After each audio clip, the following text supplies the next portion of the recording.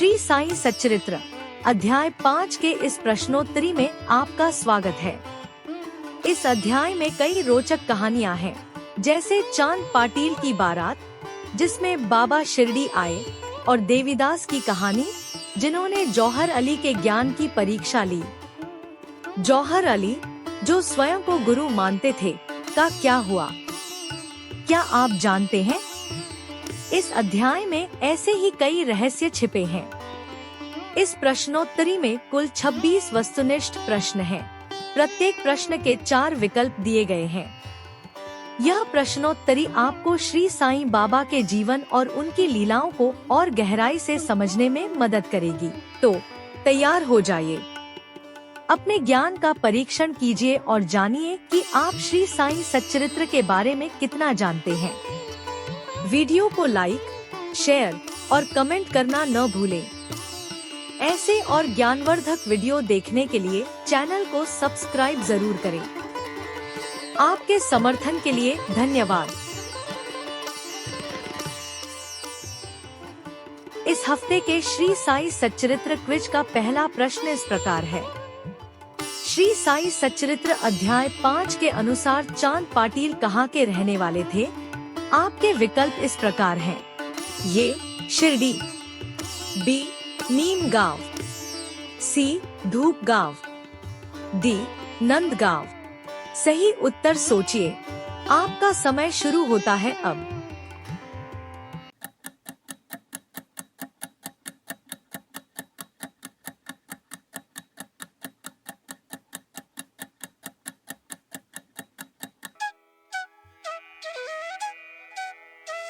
इस प्रश्न का सही उत्तर है विकल्प सी धूप गांव। श्री साईं सच्चरित्र पाठ के अनुसार चांद पाटिल धूप गांव के रहने वाले थे। वह जिला औरंगाबाद, निजाम स्टेट के अंतर्गत आता था। अब दूसरा प्रश्न इस प्रकार है। एक दिन कहीं जाते हुए चांद पाटिल ने रास्ते में क्या खो दिया था? आपके विकल्प इस प्रकार हैं। ये घोड़ी, बी गाय, सी बकरी, डी धन। सही उत्तर सोचिए। आपका समय शुरू होता है अब।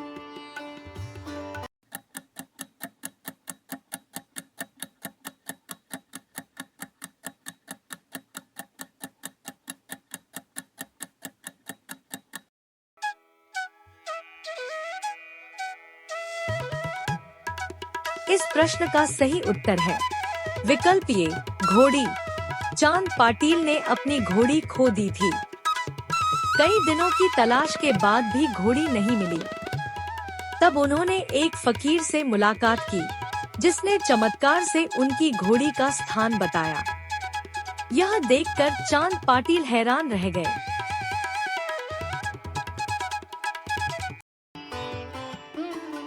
अब तीसरा प्रश्न इस प्रकार है।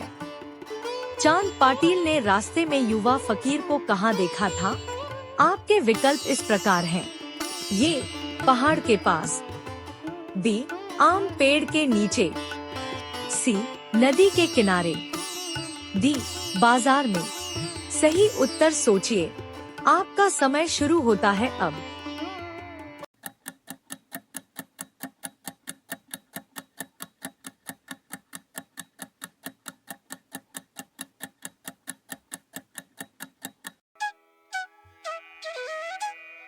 इस प्रश्न का सही उत्तर है विकल्प बी आम पेड़ के नीचे। चांद पाटिल ने एक युवा फकीर को आम के पेड़ के नीचे बैठे देखा। वह फकीर शांत और ध्यानमग्न था। चांद पाटिल ने उससे बातचीत की और फकीर ने अपने चमत्कार से उनकी खोई हुई घोड़ी का स्थान बताया, जिससे पाटिल प्रभावित हुए।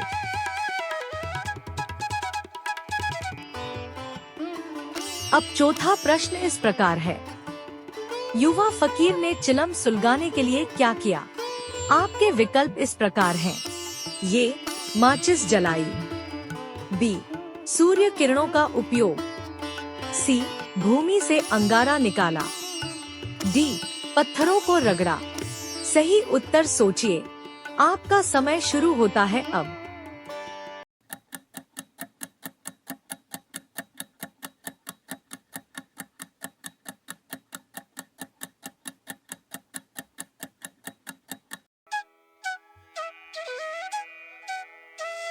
इस प्रश्न का सही उत्तर है विकल्प सी, भूमि से अंगारा निकाला।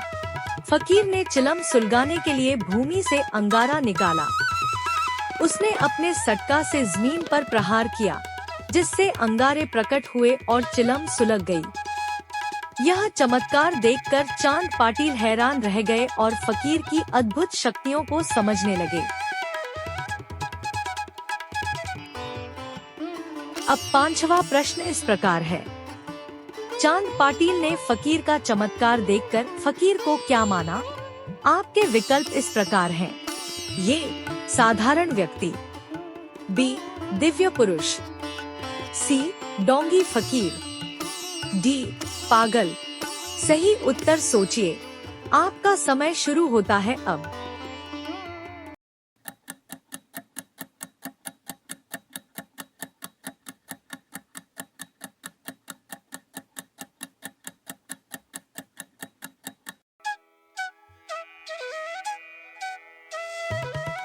इस प्रश्न का सही उत्तर है विकल्प बी, दिव्य पुरुष।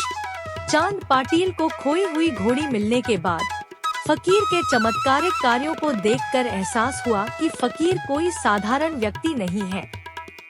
उसे लगा कि इस युवा फकीर एक दिव्य पुरुष है।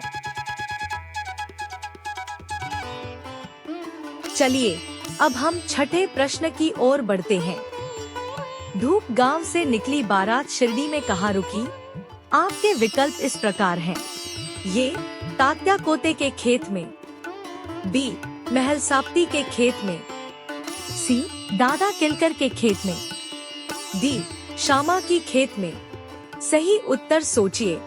आपका समय शुरू होता है अब।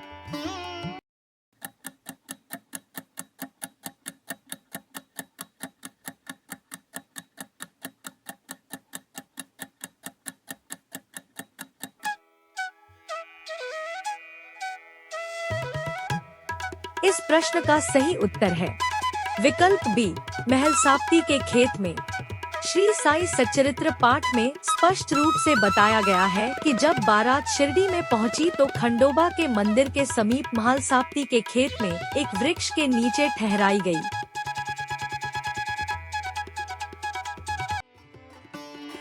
अब सातवां प्रश्न इस प्रकार है। बारात के लोगों की साथ आया हुआ युवा फकीर को महल साप्ती किस नाम से बुलाया था? आपके विकल्प इस प्रकार हैं।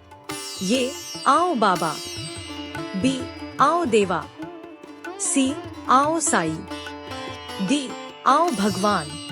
सही उत्तर सोचिए। आपका समय शुरू होता है अब।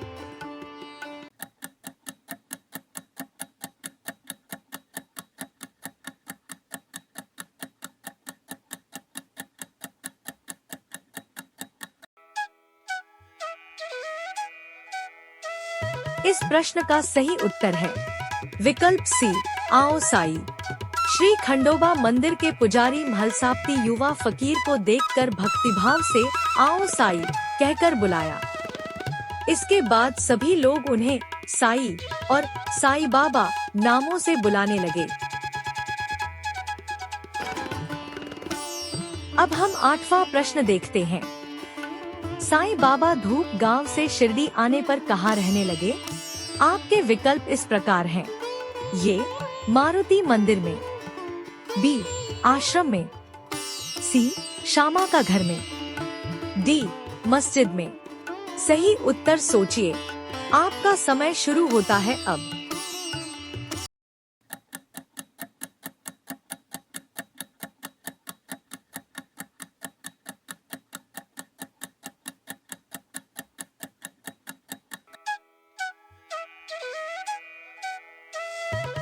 इस प्रश्न का सही उत्तर है विकल्प डी, मस्जिद में। शिरडी आने पर श्री साईं बाबा मस्जिद में निवास रहने लगे और लगातार 60 साल मस्जिद यानी द्वारका माई में रहे।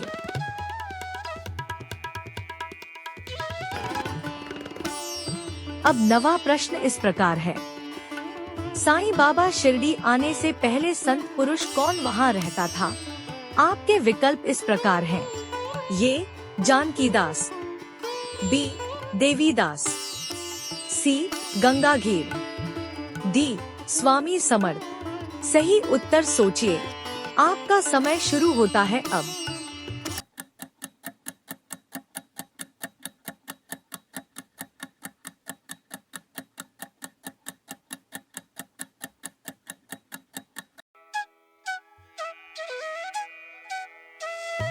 इस प्रश्न का सही उत्तर है विकल्प बी, देवीदास।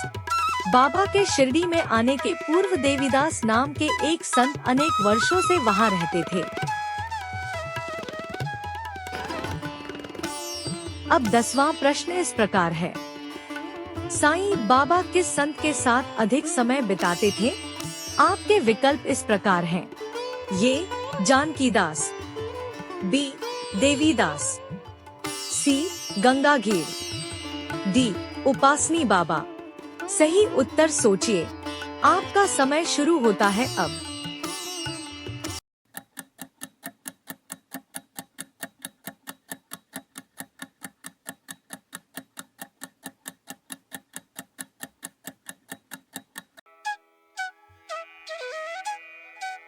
इस प्रश्न का सही उत्तर है विकल्प ए, जानकीदास।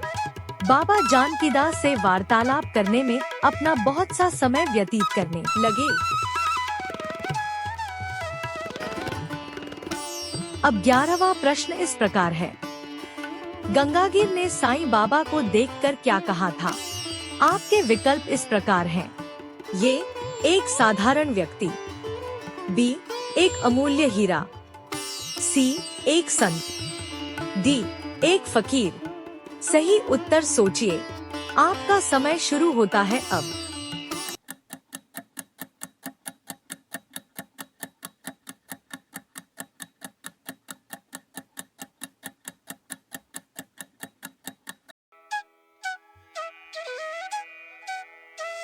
इस प्रश्न का सही उत्तर है विकल्प बी, एक अमूल्य हीरा।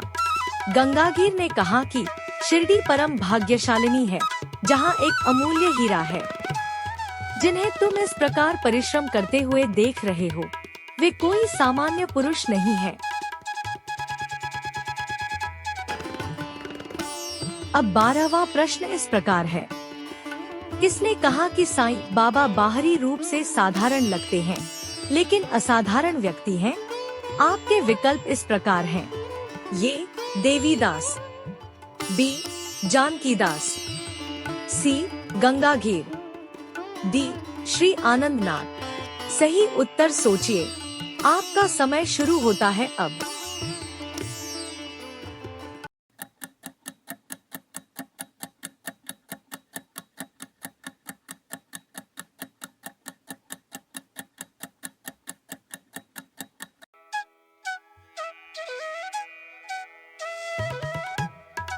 इस प्रश्न का सही उत्तर है विकल्प डी, श्री आनंदनाथ। श्री अक्कलकोटकर महाराज के एक प्रसिद्ध शिष्य श्री आनंदनाथ यवला से पधारे।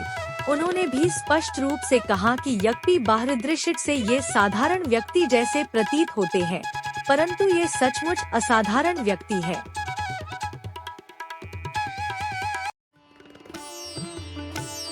अब 13वां प्रश्न इस प्रकार है, साईं बाबा कहाँ से फूल और पौधे लाते थे? आपके विकल्प इस प्रकार हैं।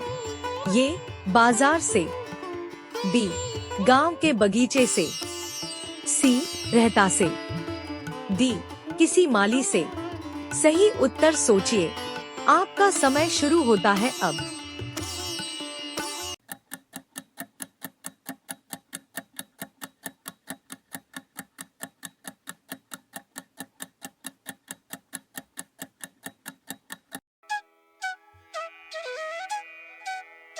इस प्रश्न का सही उत्तर है विकल्प सी, रहता से। जब वे रहता जाते जो कि शिरडी से 3 मील दूर है, तो वहां से वे गेंदा, जाई और जूही के पौधे मोल ले आया करते थे। अब 14वां प्रश्न इस प्रकार है, बाबा को हर दिन मिट्टी के 2 घड़े कौन देता था? आपके विकल्प इस प्रकार हैं। ये वामन तात्या, बी तात्या कोते, सी सगुण मेरू नायक, डी भीमाजी पाटिल। सही उत्तर सोचिए। आपका समय शुरू होता है अब।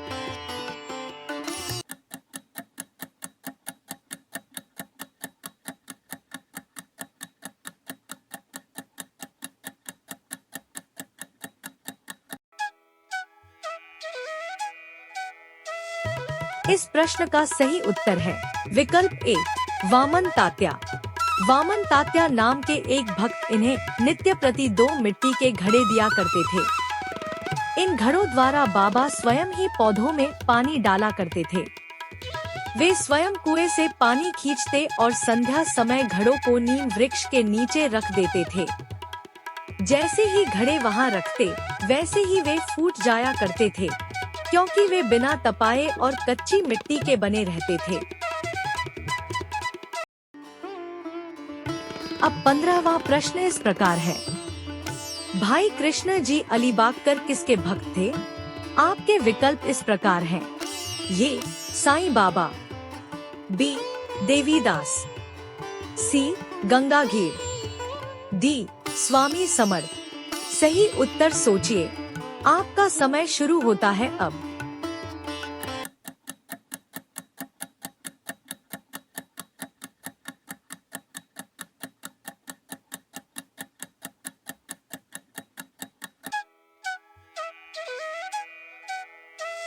इस प्रश्न का सही उत्तर है विकल्प डी, स्वामी समर्थ।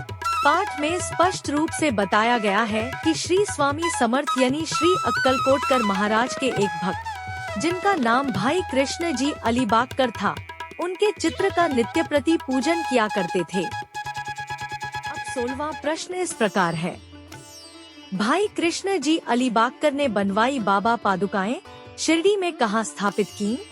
आपके विकल्प इस प्रकार हैं, ये द्वारका माई में, बी चावड़ी में, सी गुरुस्थान में, डी दीक्षितवाड़ा में। सही उत्तर सोचिए, आपका समय शुरू होता है अब।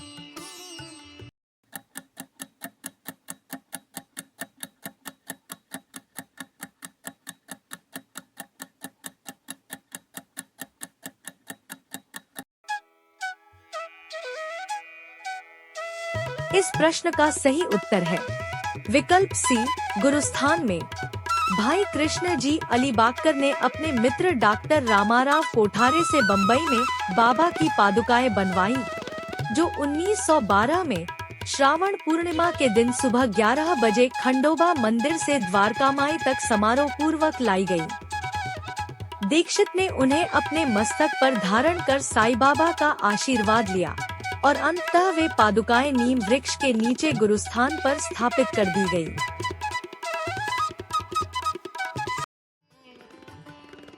अब 17वां प्रश्न की ओर चलते हैं। सदा निम्बवृक्षस्य मूलाधिवासात्, इस श्लोक को किसने लिखा था? आपके विकल्प इस प्रकार हैं, ये देवीदास, बी जानकीदास, सी उपासनी बाबा, डी गंगाघीर। सही उत्तर सोचिए, आपका समय शुरू होता है अब।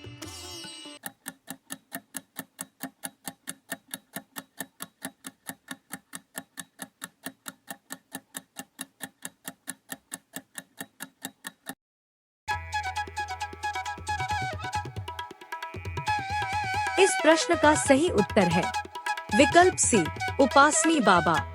इस प्रसिद्ध श्लोक को श्री उपासनी बाबा ने लिखा था। पूरा श्लोक इस प्रकार है, सदा निम्बवृक्षस्य मूलाधिवासात् सुधास्त्राविणं तिक्तमप्यप्रियं तं तरुं कल्पवृक्षाधिकं साध्यन्तं नमामि ईश्वरं सद्गुरुं साईनाथम।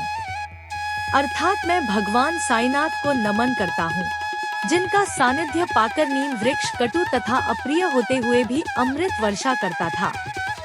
इसमें अनेक व्याधियों से मुक्ति देने के गुण होने के कारण इसे कल्प वृक्ष से भी श्रेष्ठ कहा गया है।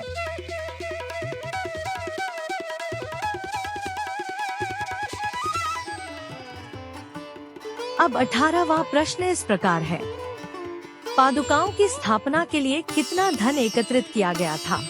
आपके विकल्प इस प्रकार हैं, ये 50 रुपए, बी 75 रुपए, सी 100 रुपए, डी 125 रुपए। सही उत्तर सोचिए। आपका समय शुरू होता है अब।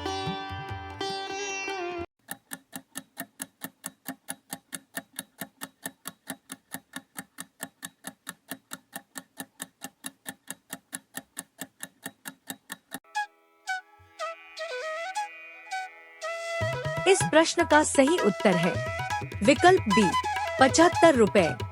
बम्बई के एक पारसी भक्त पास्ता शेठ ने 25 रुपयों का मनी ऑर्डर भेजा। बाबा ने ये रुपए पादुकाओं की स्थापना के निमित्त दे दिए। पादुकाओं की स्थापना में कुल 100 रुपए हुए, जिनमें 75 रुपए चंदे द्वारा एकत्रित हुए।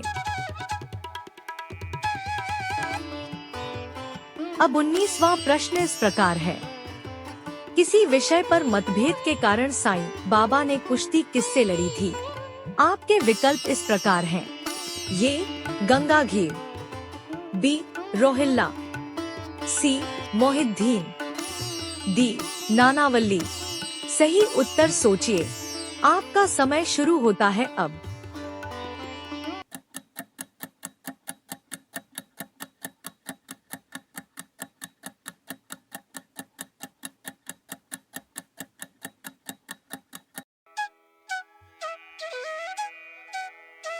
इस प्रश्न का सही उत्तर है विकल्प सी, मोहिद्दीन। शिरडी में एक पहलवान था जिसका नाम मोहिद्दीन तंबोली था। बाबा का उससे किसी विषय पर मतभेद हो गया। फलस्वरूप दोनों में कुश्ती हुई और बाबा हार गए। अब 20वां प्रश्न इस प्रकार है। साईं बाबा ने कुश्ती हारने के बाद कौन से कपड़े पहनने शुरू किए? आपके विकल्प इस प्रकार हैं। ये रेशमी कपड़े, बी साधारण कपड़े, सी महंगे कपड़े, डी बदलाव नहीं। सही उत्तर सोचिए। आपका समय शुरू होता है अब।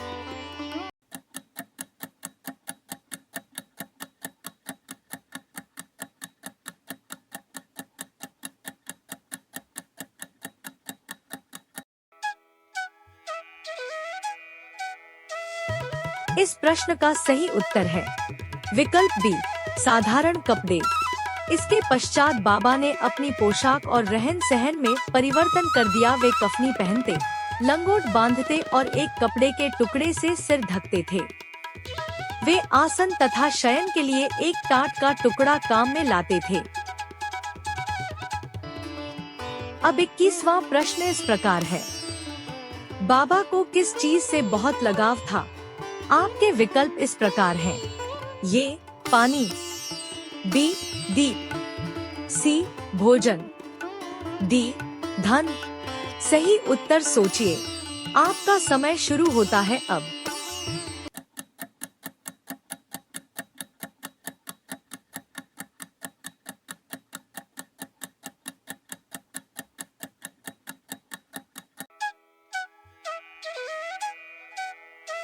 इस प्रश्न का सही उत्तर है विकल्प बी, दीप।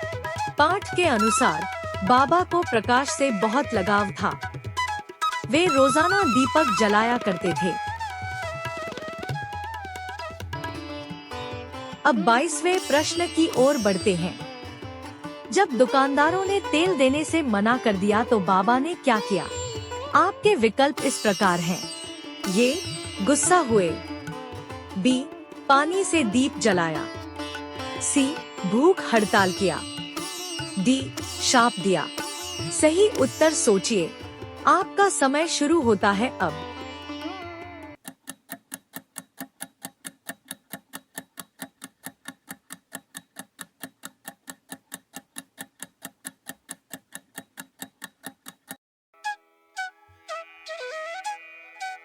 इस प्रश्न का सही उत्तर है विकल्प बी, पानी से दीप जलाया।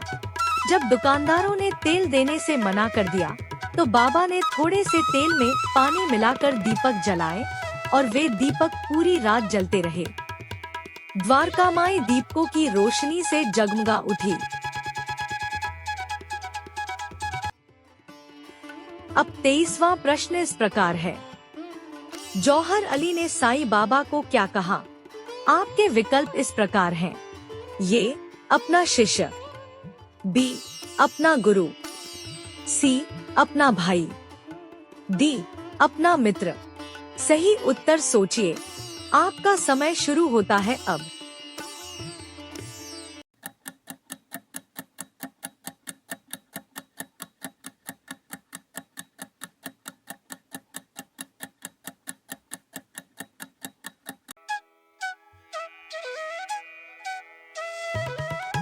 इस प्रश्न का सही उत्तर है विकल्प बी अपना गुरु।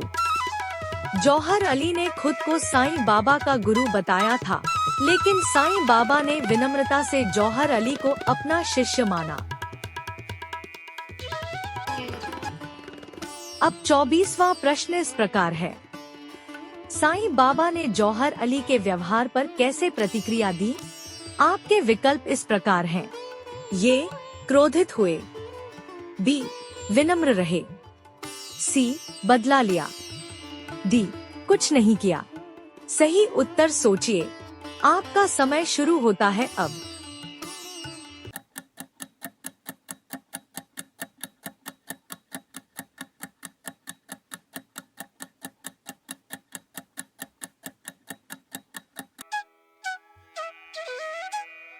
इस प्रश्न का सही उत्तर है विकल्प बी विनम्र रहे। साईं बाबा ने जौहर अली के अहंकार के बावजूद विनम्रता से व्यवहार किया।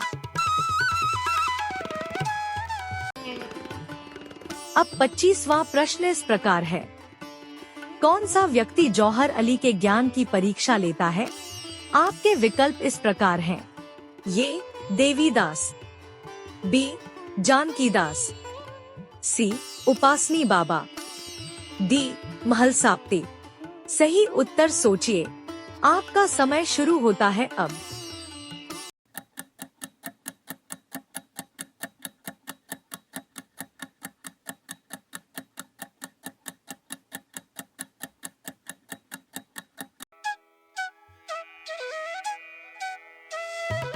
इस प्रश्न का सही उत्तर है विकल्प ए देवीदास।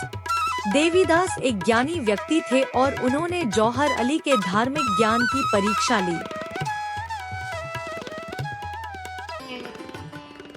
अब इस क्विज का आखिरी और 26वां प्रश्न इस प्रकार है, ज्ञान की परीक्षा में जौहर अली का क्या परिणाम हुआ? आपके विकल्प इस प्रकार हैं। ये प्रसिद्धि, बी विजय, सी पराजय, डी परिणाम नहीं निकला। सही उत्तर सोचिए, आपका समय शुरू होता है अब।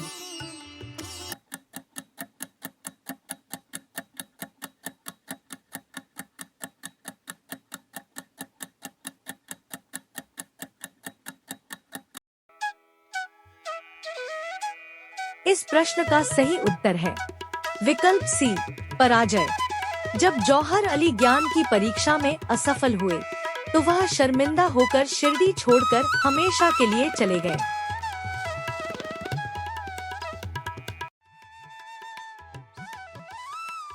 आज का श्री साई सच्चरित्र क्विज देखने के लिए आप सबका बहुत बहुत धन्यवाद।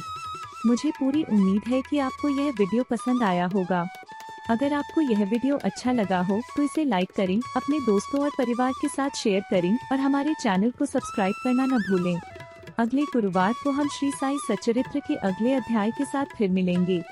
तब तक साईं बाबा की कृपा आप पर बनी रहे। अपने कमेंट्स जरूर साझा करें और बताएं कि यह क्विज कैसा लगा। ओम साईं राम।